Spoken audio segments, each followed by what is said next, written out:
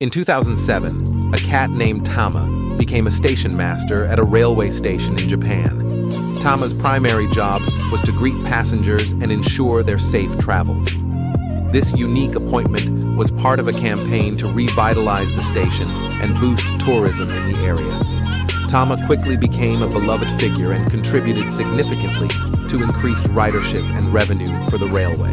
She wore a specially made station master's hat and collar, and her role was so successful that she was promoted to Super Station Master in 2008. Tama's fame spread worldwide, and she remained in her role until her passing in 2015, leaving behind a legacy of being one of the most famous cats in history.